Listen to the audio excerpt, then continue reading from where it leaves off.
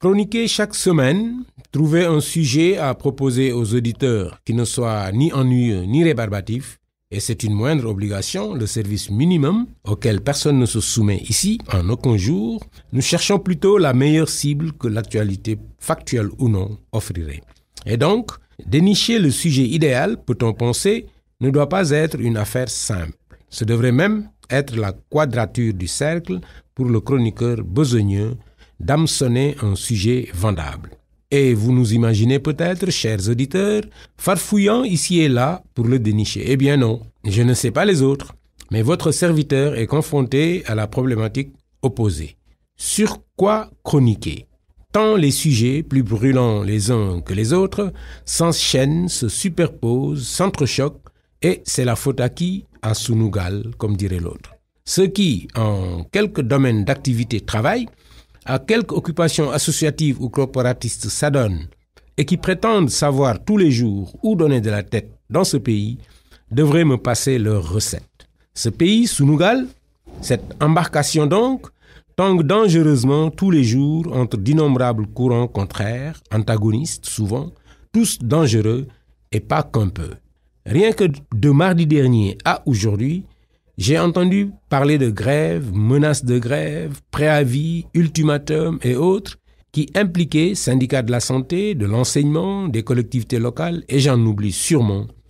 Tant va la cruche, je veux dire ma tête, à l'eau qu'à la fin elle se casse. J'ai même entendu un regroupement de syndicats de la santé prendre le doux nom de And Guessum, sans scier.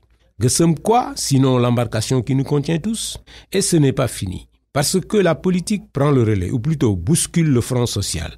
La caution pour l'élection présidentielle et le parrainage des candidatures indépendantes fait débat de façon houleuse, violente, qui vire au déballage rageur dont ne sont absentes ni invectives, ni indexations vexantes pour des adversaires politiques qui, parce qu'ils sont adversaires politiques, ne peuvent absolument pas être de bonne foi, ni honnêtes, ni patriotes aux yeux des uns les autres.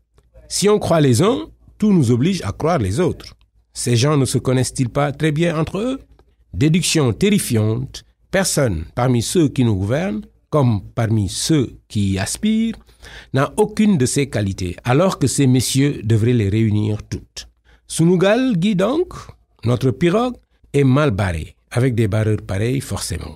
Où donner de la tête alors quand on est chroniqueur besogneux, cependant que, n'ayant pas encore fini de rassembler ses esprits, surgit une bavure douanière là-bas, à nos frontières sud, dont tu n'arrives à rien saisir des tenants et aboutissants, rattrapé que tu es par la clameur cacophonique autour de l'affaire Khalifa Sall. Bon, comprendre pour comprendre, ces affaires qui éclatent à nos frontières sont certes potentiellement explosives, mais puisque l'affaire Sall semble vitale à la survie du pays, si l'on s'en remet à sa plus forte présence dans les médias, justifiée par les passions qu'elle charrie, essayons de la comprendre, elle. Or, ici, la première question que poserait Watson, élémentaire donc, et dont l'élucidation est indispensable pour avancer et pouvoir en poser d'autres, est celle-ci. De quoi s'agit-il ? Rageusement, passionnément, les partisans du maire de Dakar t'expliquent avec force détails historiques que c'est une affaire politique.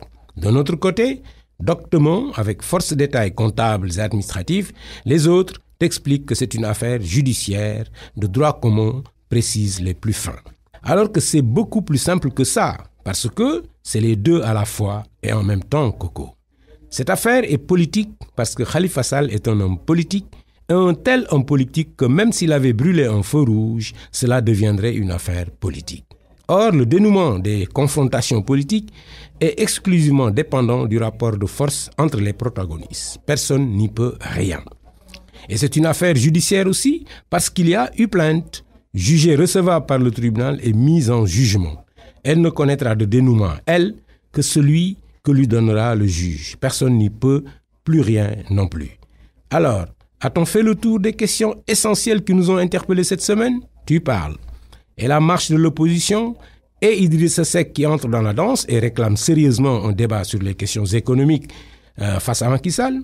Or, c'est devenu une querelle politico-médiatique passionnée, une controverse presque nationale, sans que personne dans les deux camps concernés, Rewmi et APR, ne se pose la question simple, de savoir si Macky Sall acceptait le défi d'Idrissa Seck, qu'est-ce qu'il ferait de la demande prochaine d'Abdoul Mbaye, pourquoi pas, de Sonko, de Mansour Sy Djamil, etc., etc., etc.